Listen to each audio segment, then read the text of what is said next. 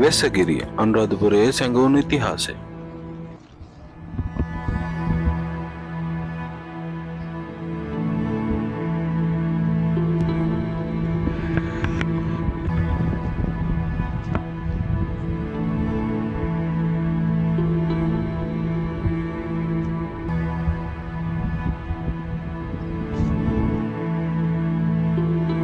වෙස්සගිරිය අනුරාධපුරයේ සැඟවුණු ඉතිහාසය. ශ්‍රී ලංකාවේ පුරාණ ඉතිහාසය කියන්නේ රජවරු, දාගැබ් සහ විහාරවල කතාවක් විතරක් නෙමෙයි. ඒක බෞද්ධ විසුණු වහන්සේලාගේ ජීවිතයත්, වනාන්තරවල ජීවිතයත්, භාවනාවෙන් පිරුණු කාලයත් අතර ලස්සන කාලයක්. අද අපි යන්නේ ඒ වගේම අద్భుත ස්ථානයක් වෙන වෙස්සගිරිය බලන්න.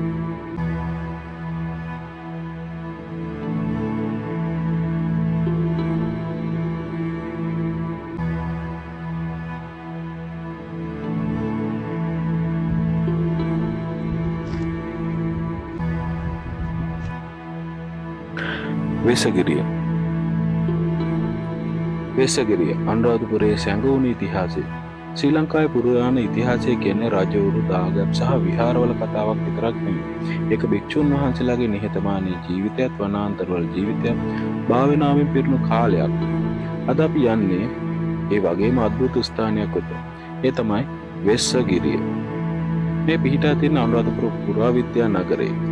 වෙස්සගිරිය කියන්නේ සරලව බලද්දි ගල් කඳු සමූහයක් වගේ පෙවුනත් මේක ඇතුලේ සැඟවිලා තියෙන සම්පූර්ණ භික්ෂු ආරණ්‍යයක්.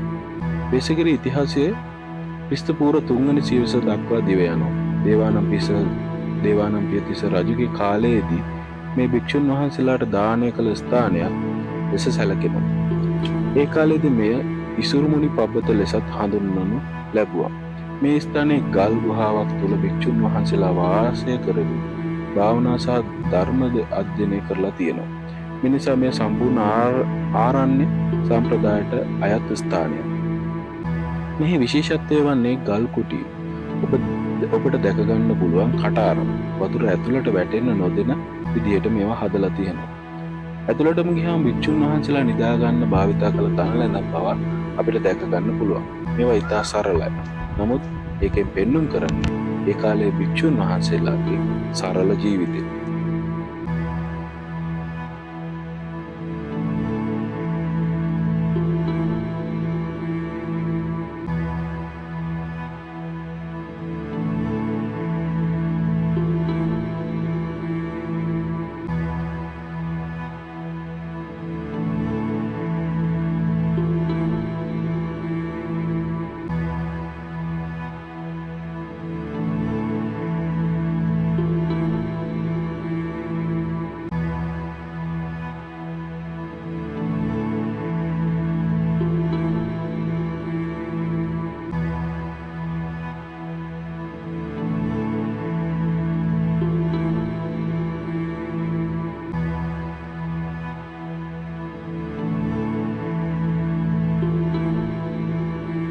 වෙස්සගිරිය පිහිටා තියෙන්නේ තුරුලතා ගොඩක් මැද.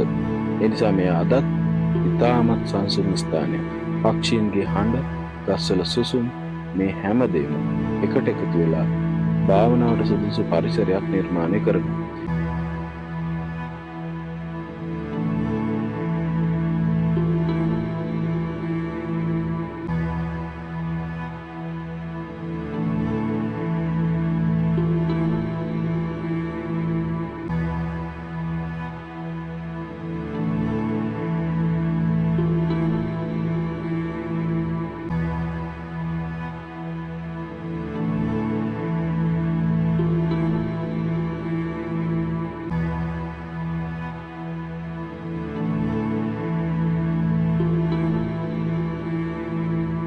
මෙම ස්ථානයේ බෞද්ධයන්ට ඉතාමත් වැදගත්. මෙතනට එන අය බොහෝ විට පූජා කරනවා, භාවනා කරනවා, අභ්‍යන්තර ශාන්තියක් හොයනවා. වෙස්සගිරිය කියන්නේ පුරාවිද්‍යා ස්ථානයක් විතරක් නෙවෙයි.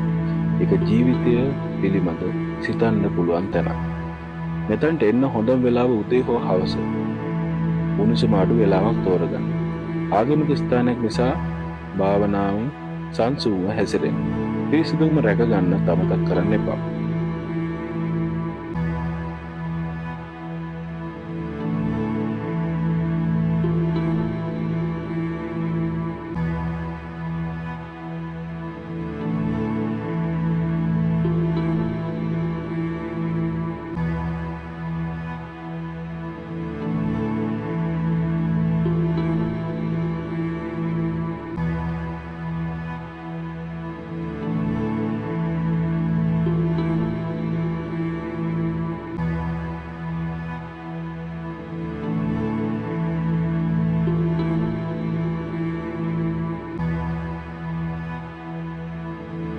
වෙසකිරීගෙන ඉතිහාසය, ස්වාභාවිකත්වය සහ ආධ්‍යාත්මික තත්ත්වයන් එකට එකතුවන ලස්සන ස්ථානය.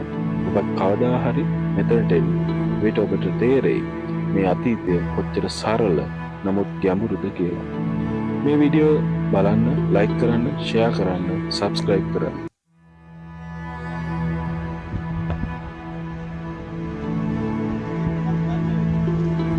මෙච්චර අපි බලන්නේ නැහැ කවදාද?